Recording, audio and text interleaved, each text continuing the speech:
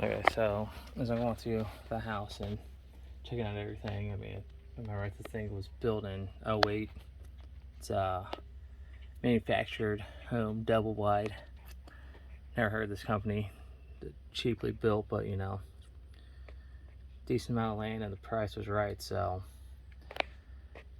but anyway, that's why we had plans of building a actual house further back. But anyway, going through, since we have to be here this winter, if you look, there's no weather stripping along the back door.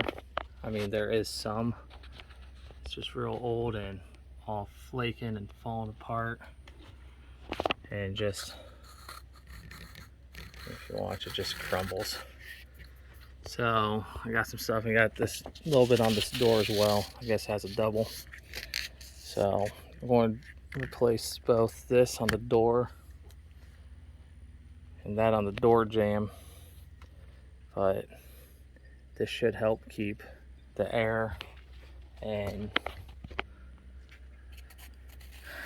yeah, that's just bad. It'll help keep the cold out.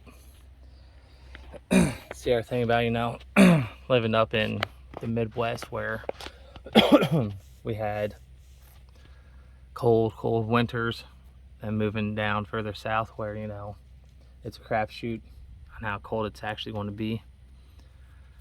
So I'll be going through and basically doing this house like we did up north, sealing off all the door frames, window seals. One thing that I do, because I don't like using the plastic wrap over like the windows and stuff like that. What I do is I like places like Harbor Freight, stuff like that, that sell those big old or those heavy duty like moving blankets. I buy those and I hang those up over the windows as insulation, just because it's a couple screws across the top, down the sides, and across the bottom. Well, across the sides, top and sides.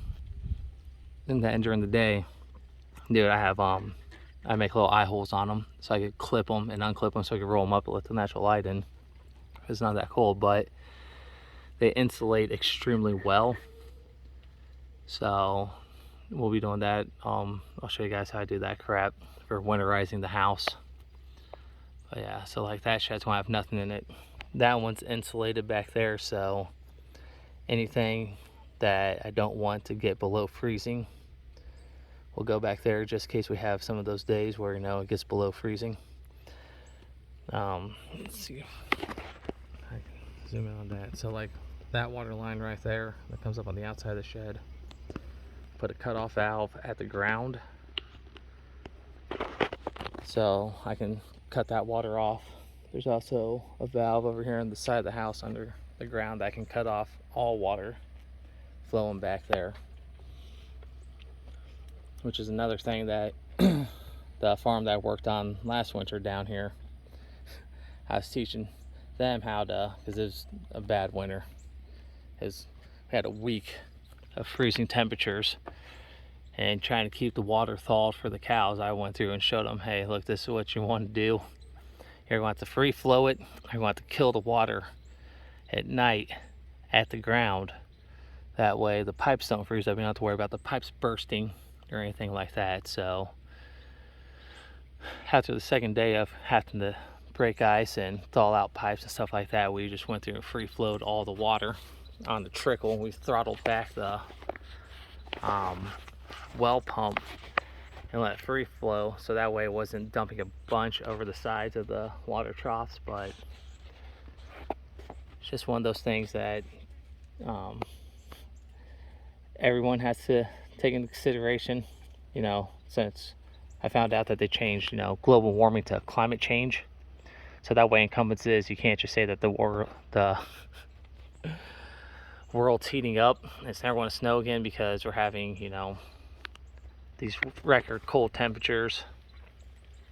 So at this point, it doesn't matter where you live at, you need to learn how to winterize your property, your house, your vehicles, stuff like that. So I'll keep you guys posted on these random little projects that I'm doing. Have a good one.